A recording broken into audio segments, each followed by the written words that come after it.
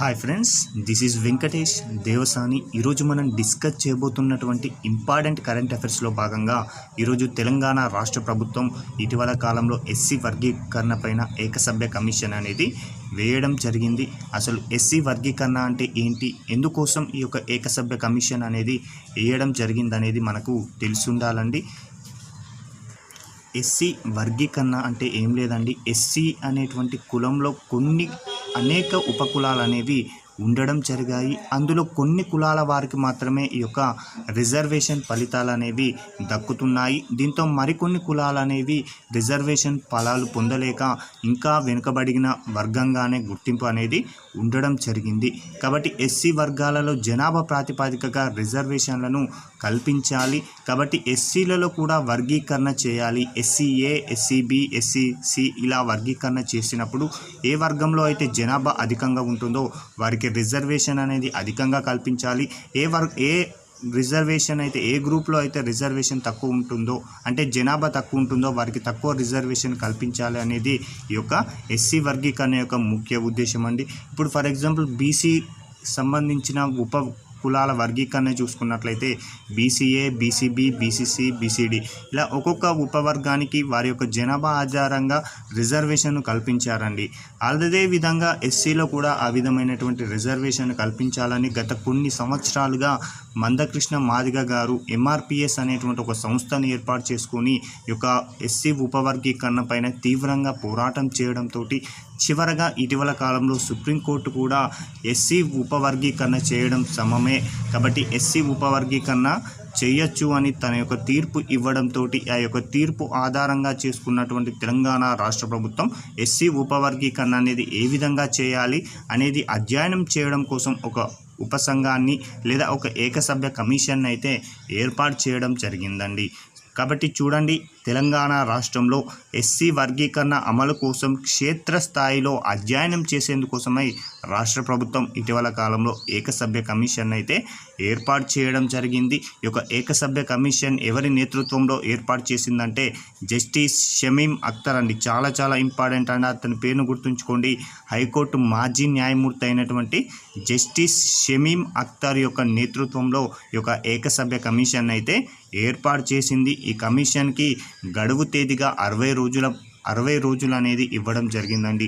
60 రోజుల్లోపు ఈ యొక్క ఎస్సీ వర్గీకరణ పైన పూర్తిగా నివేదిక అందించాలని రాష్ట్ర ప్రభుత్వం ఈ కమిటీని ఆదేశించడం జరిగిందని గుర్తుంచుకోండి.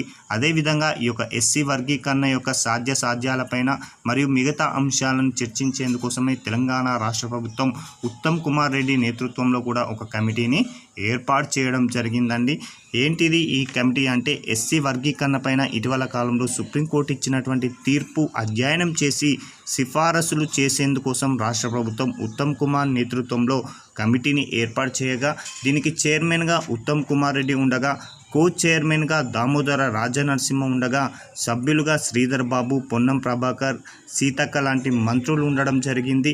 అదేవిధంగా మల్లు రవి అండి నాగర్ కర్నూల్ ఎంపీ కూడా ఉండడం జరిగిందండి. కాబట్టి వీరి యొక్క పేర్లను కూడా గుర్తుంచుకోండి. అదేవిధంగా ఏకసభ్య కమిషన్కి చైర్మన్ ఎవరు అంటే జస్టిస్ షమీం అఖ్తర్ అని గుర్తుంచుకుంటే సరిపోతుందండి. మరొక అంశం అండి, ఇటీవల ఇంటర్నేషనల్ పరంగా నాటో అనేటువంటి సంస్థ ఉంది, ఉత్తర అట్లాంటిక్ సంబంధించినటువంటి సంస్థ. దీనికి నూతనంగా ఒక వ్యక్తి కార్యదర్శిగా ఎన్నిక కావడం జరిగింది. కాబట్టి ఎగ్జామ్ పాయింట్ ఆఫ్ వ్యూలో అడుగుతాడండి, నాటో యొక్క నూతన కార్యదర్శిగా మార్క్ రూటే అనేటువంటి వ్యక్తి చాలా ఇంపార్టెంట్ అండి, పేరును గుర్తుంచుకోండి. నాటో యొక్క నూతన కార్యదర్శిగా మార్క్ రూటే అనేటువంటి వ్యక్తి ఇటీవల కాలంలో ఎన్నిక కావడం జరిగింది.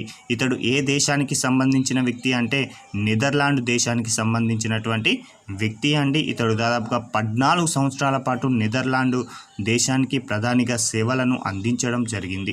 కాబట్టి ఎగ్జామ్ పాయింట్ ఆఫ్ వ్యూలో అడుగుతారండి, ఇటీవల కాలంలో నాటో యొక్క నూతన ప్రధాన కార్యదర్శి ఎవరు అంటే మార్క్ రూటే అని గుర్తుంచుకోండి. ఇతడు నెదర్లాండ్కు సంబంధించినటువంటి వ్యక్తి అండి. ఇప్పటి వరకు అంటే 2024 అక్టోబర్ వరకు కూడా నాటో యొక్క కార్యదర్శిగా లేదా నాటో యొక్క ప్రధాన కార్యదర్శిగా సేవలను అందించినటువంటి జేమ్స్ స్టోలెన్బర్గ్ అనేటువంటి వ్యక్తి 2024 అక్టోబర్ 1వ తేదీన తన యొక్క పదవికి రాజీనామా చేయడంతో ఆ పదవి అనేది ఖాళీ ఏర్పడడంతో మార్క్ రూటే గారు ఎన్నిక కావడం జరిగింది. అయితే ఈ యొక్క జేమ్స్ స్టోలెన్బర్గ్ అనేటువంటి వ్యక్తి 2014 నుంచి 2024 వరకు దాదాపుగా 10 సంవత్సరాల పాటు నాటో కార్యదర్శిగా తన యొక్క సేవలను అందించారు కాబట్టి ఆ అంశాన్ని గుర్తుంచుకోండి. అదేవిధంగా నాటోకు సంబంధించిన ఇటీవల చేరినటువంటి సభ్య దేశాలు దాని యొక్క బ్యాక్గ్రౌండ్ కూడా గుర్తుంచుకుంటే ఎగ్జామ్ పాయింట్ ఆఫ్ వ్యూలో ప్రశ్న ఏ విధంగా వచ్చినా సింపుల్గా ఆన్సర్ చేయడానికి అవకాశం ఉంటుంది. అదేవిధంగా మరొక అంశం అండి, ఐఐటీల గురించి ఇటీవల తరచూ ఎగ్జామ్ పాయింట్ ఆఫ్ వ్యూలో అడుగుతున్నారు కాబట్టి ఇటీవల వార్తల్లో నిలిచినటువంటి ఒక ఐఐటీ గురించి డిస్కస్ చేద్దామండి. ఐఐటి ఇండోర్ అండి, చాలా ఇంపార్టెంట్. ఐఐటి ఇండోర్ అనేది ఎందుకోసం వార్తల్లో నిలిచింది అంటే మహిళలకు దాదాపుగా చాలామందికి వచ్చేటువంటి క్యాన్సర్ ఏంది అంటే అది బ్రెస్ట్ క్యాన్సర్ అండి. అలాంటి బ్రెస్ట్ క్యాన్సర్ను కనుక సకాలంలో గుర్తించలేకపోయినట్లయితే మహిళలు తమ యొక్క తీవ్రమైనటువంటి ప్రాణాపాయ స్థితిలోకి వెళ్ళి మరణిస్తున్నారు. కాబట్టి అలాంటి మహిళలకు సంబంధించినటువంటి బ్రెస్ట్ క్యాన్సర్ను కనుక తొలి దశలో గుర్తించినట్లయితే మహిళలను ఆ యొక్క క్యాన్సర్ బారిన పడకుండా రక్షించేటువంటి అవకాశం అనేది ఉండడం జరిగింది. కాబట్టి అలాంటి పరికరాన్ని ఐఐటి ఇండోర్ వారు ఇటీవల కాలంలో కనుగొనడం జరిగింది.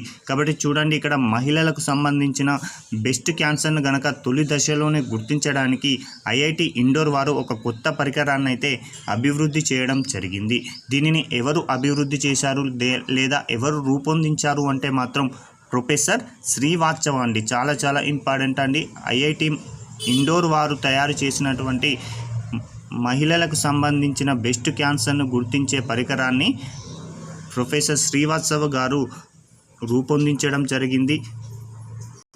ప్రారంభ దశలో గనక ఈ రోగాన్ని గుర్తించడం వలన చికిత్స అవకాశాలనేవి మెరుగుపడి మరణాల సంఖ్య కూడా గణనీయంగా తగ్గించవచ్చని ఐఐటి ఇండోర్ వారు తెలియజేయడం జరిగింది. కాబట్టి మహిళలకు వచ్చేటువంటి బ్రెస్ట్ క్యాన్సర్ను తొలి దశలో గుర్తించడానికి ఇటీవల కాలంలో నూతన పరికరాన్ని ఏ ఐఐటి వారు రూపొందించారు అంటే ఐఐటి ఇండోర్ అని గుర్తుంచుకుంటే సరిపోతుంది.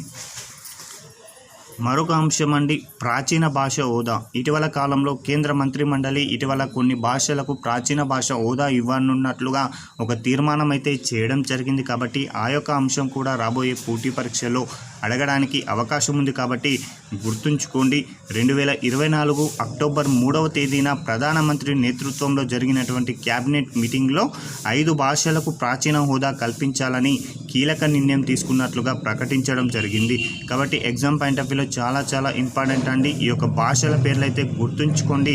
ఒకటి వచ్చేసి బెంగాలీ, రెండోది అస్సామీ, మూడోది మరాఠీ, నాలుగోది ప్రాకృతం, ఐదవది పాలి అండి. ఈ యొక్క 5 భాషలకు ప్రాచీన భాష హోదా ఇవ్వనున్నట్లుగా కేంద్ర క్యాబినెట్ ఇటీవల కాలంలో నిర్ణయం తీసుకోవడం జరిగింది. కాబట్టి వాటి యొక్క పేర్లు అయితే గుర్తుంచుకోండి. బెంగాలీ, అస్సామీ, మరాఠీ, ప్రాకృతం, పాలి. ఈ నూతనంగా 5 భాషలకు గనక ప్రాచీన హోదా కల్పించడంతో భారతదేశంలో మొత్తంగా ప్రాచీన హోదా కలిగినటువంటి భాషల సంఖ్య అనేది 11కు చేరడం జరిగింది. కాబట్టి ఎగ్జామ్ పాయింట్ ఆఫ్ వ్యూలో 2024 అక్టోబర్లో కేంద్ర క్యాబినెట్ ఎన్ని భాషలకు ప్రాచీన హోదా ఇవ్వనున్నట్లుగా తీర్మానం చేసిందని అడగవచ్చు. 5 భాషలను గుర్తుంచుకోండి. అందులో ఉన్న భాష ఏది, లేని భాష ఏదని కూడా అడగడానికి అవకాశం ఉంది. కాబట్టి ఆ పేర్లను కూడా గుర్తుంచుకోండి. బెంగాలీ, అస్సామీ, మరాఠీ, పాలి, అదేవిధంగా ప్రాకృతం అని గుర్తుంచుకోండి. అయితే నేటి వరకు అంటే ఈ యొక్క 5 భాషలకు ముందు భారతదేశంలో 6 భాషలకు ప్రాచీన హోదా కల్పించారు.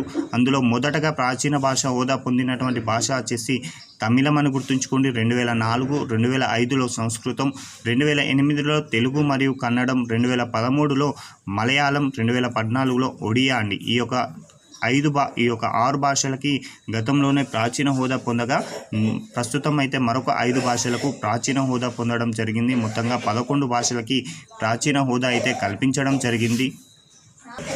మరొక అంశం అండి, అవయవ దానాల్లో తెలంగాణ అనేది టాప్లో ఉండడం జరిగిందని ఇటీవల మనం తరచూ వార్తల్లో వింటున్నాం. ఏంటిది అసలు అవయవ దానం అంటే ఏంటి అనేది మనకు తెలిసి ఉండాలండి. అయితే మరణించినా కూడా వారి యొక్క అవయవ దానాల వల్ల మరో నలుగురి జీవితాల్లో వెలుగును నింపే దాతలు అనేవారు రోజు రోజుకి భారతదేశంలో పెరుగుతున్నారండి. ఒక వ్యక్తి మరణిస్తే అతని అవయవాలను కనుక దానం చేస్తే ఆ అవయవాలు తీసుకున్నటువంటి వ్యక్తులు కొన్ని సంవత్సరాల పాటు జీవించడానికి అవకాశం అనేది ఉంటుందండి. ఫర్ ఎగ్జాంపుల్, ఒక వ్యక్తి మరణిస్తే అతని యొక్క కళ్ళను కనుక మనం దానం చేసినట్లయితే ఆ యొక్క కళ్ళను స్వీకరించి కొంతమంది జీవితాలు అనేవి వెలుగులోకి ప్రయాణించగలవు. అందుకోసమే అలాంటి అవగాహన అనేది రోజు రోజుకి భారతదేశంలో పెరుగుతుందండి. అలా 2019లో దేశంలో అవయవ దానాలు చేసినటువంటి వారు కేవలం 12,666 ఉండగా, అదే 2023 సంవత్సరంకి వచ్చేసరికి 1,83,785కు పెరగడం జరిగింది. అంటే కేవలం 4 సంవత్సరాలలోనే చాలా వరకు అవయవ దానాల పట్ల భారతదేశంలో అవగాహన అనేది రావడం జరిగింది. అందులో భాగంగా పురుషులలో కన్నా కూడా మహిళలలో ఈ యొక్క అవయవ దానాల పట్ల అవగాహన పెరిగి పురుషుల కన్నా కూడా మహిళలే ఎక్కువగా అవయవ దానాలు చేసినట్లుగా ఇటీవల కాలంలో ఒక నివేదిక వెల్లడించడం జరిగింది. అందులో భాగంగా మగవారి సంఖ్య కనుక చూసుకుంటే 5,651 మంది మాత్రమే అవయవ దానం చేయగా మహిళల సంఖ్య వచ్చేసి 9,784గా ఉండడం జరిగింది. అయితే నేటి వరకు భారతదేశంలో అవయవ దానాల్లో మొదటి స్థానంలో నిలిచిన రాష్ట్రంగా తెలంగాణ ఉండడం జరిగింది. 252 మంది అవయవ దానం చేయగా రెండవ స్థానంలో తమిళనాడు, మూడవ స్థానంలో కర్ణాటక, నాలుగవ స్థానంలో మహారాష్ట్ర అనేటువంటి రాష్ట్రాలు ఉండడం జరిగాయి. ఇక్కడ నుంచి గతంలో గ్రూప్ 1 ప్రిలిమ్స్లో ప్రశ్న రావడం జరిగింది. మళ్ళీ రావడానికి అవకాశం ఉంది కాబట్టి వీటి యొక్క వరుస క్రమాన్ని గుర్తుంచుకోండి. తెలంగాణ, తమిళనాడు, కర్ణాటక, మహారాష్ట్ర అండి. ఇవండి ఈ రోజుకు సంబంధించినటువంటి ముఖ్యమైనటువంటి కరెంట్ అఫైర్స్. Thank you.